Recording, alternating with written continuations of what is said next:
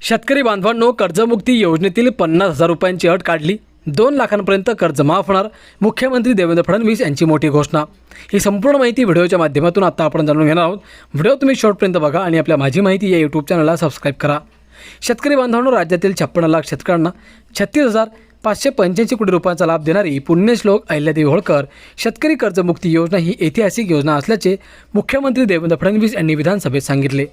अंतिम आठवडा प्रस्तावावरील चर्चेला उत्तर देताना त्यांनी ज्योतिराव फुले शेतकरी कर्जमुक्ती योजनेत 50,000 रुपयांचा लाभ मिळालेल्या शेतकऱ्यांसाठी पुण्यश्लोक अहिल्यादेवी होळकर योजनेमध्ये 50,000 रुपयांचा लाभ देण्याची मर्यादा काढून टाकण्यात आली आहे। अशा शेतकऱ्यांना 2 लाखांपर्यंत कर्जमुक्तीचा लाभ मिळणार आहे।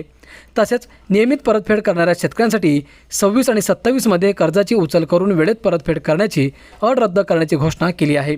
त्याचबरोबर कायदा व सुव्यवस्था, सायबर गुन्ह्यांवरील नियंत्रण, अंमली पदार्थांविरोधात कारवाई, पोलीस आधुनिकीकरण, जलसंपदा, कृषी आणि विविध विकास कामांबाबत शासनाने केलेल्या उपाययोजनांची माहिती सभागृहात दिली। मुख्यमंत्री देवेंद्र फडणवीस म्हणाले, राष्ट्रीयकृत व्यापारी, खाजगी आणि जिल्हा मध्यवर्ती सहकारी बँकांकडील माहितीच्या आधारे तयार करण्यात आलेल्या पुण्यश्लोक अहिल्यादेवी होळकर शेतकरी कर्जमुक्ती योजनेअंतर्गत 56 लाख शेतकऱ्यांना 36,585 कोटी रुपयांचा लाभ मिळणार आहे। पूर्वीच्या योजनेत 2 लाख रुपयांपेक्षा जास्त थकबाकी असलेल्या शेतकऱ्यांना लाभ मिळत नव्हता। मात्र नव्या योजनेत 2 लाख रुपयांपेक्षा अधिक थकबाकी असली तरी 2 लाख रुपयांपर्यंत कर्जमाफी दिली जाणार आहे।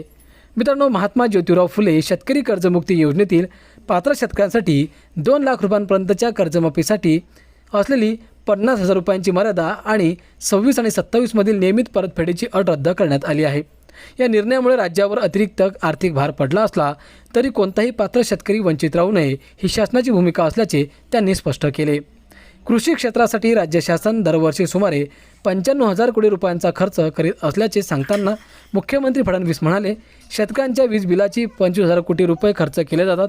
कापसाची 136 लाख क्विंटल खरेदी करून 10,883 कोटी रुपयांचे चुकारे अदा करण्यात आले। सोयाबीनचे 6 लाख टन उत्पादन 3,198 कोटी रुपयांना खरेदी करण्यात आले। तर कांदा खरेदीमुळे बाजारभाव स्थिर राहण्यास मदत झाली आहे। ठिबक सिंचनासाठी प्रलंबित 217 कोटी रुपये लवकर वितरित करण्यात येतील।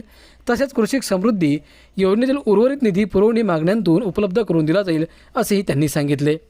शेतकरी बांधवांनो, राज्यात कुठेही नियोजित भारनियमन नसल्याचे स्पष्ट करत मुख्यमंत्री फडणवीस म्हणाले, यंदा 32,000 मेगावॅटपर्यंतची वीज मागणी पूर्ण करण्यात आली आहे।